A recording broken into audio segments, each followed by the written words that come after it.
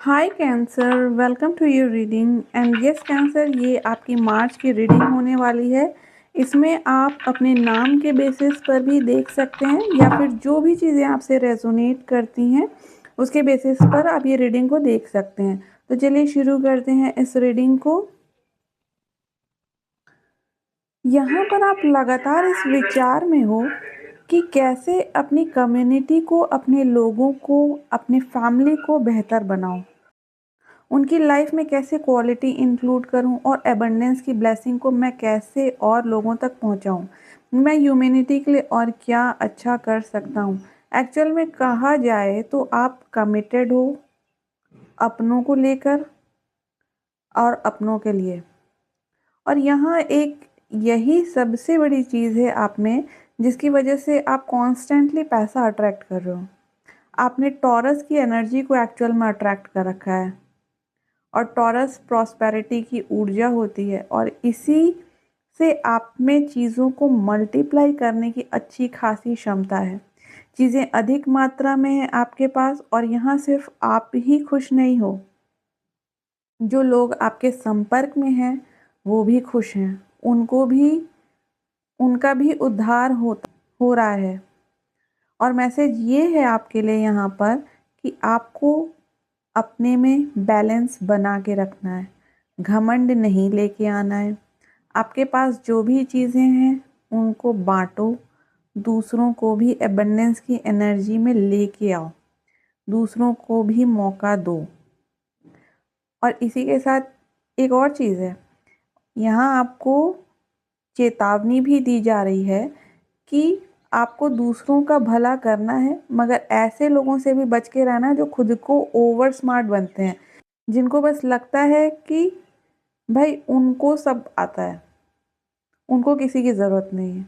तो उनकी संगति से भी आपको बच के रहना है। ऐसे लोग आपको भी नेगेटिव एनर्जी में लपेट सकते हैं। आप सावधान रहिए, आपको इन्हें बिल्कुल भी एंटरटेन नहीं करना है। ऐसे लोग एनर्जी वैम्पायर्स होते हैं।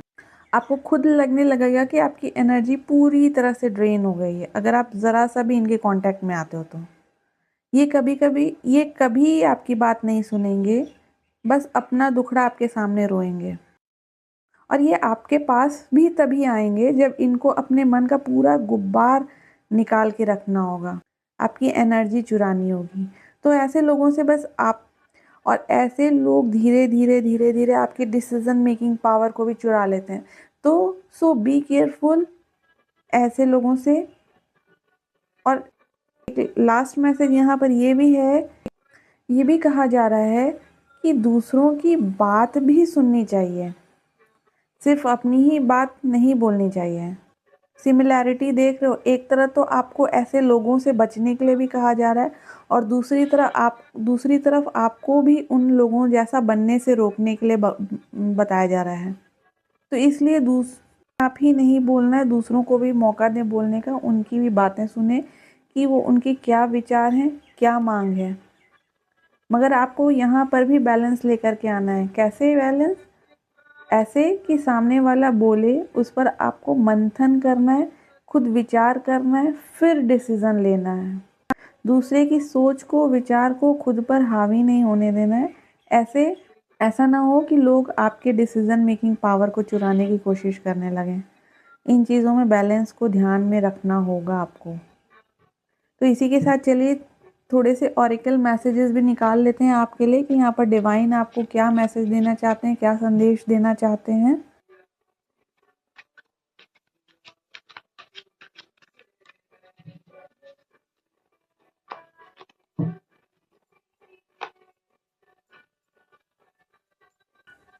The universe communicate through your feelings.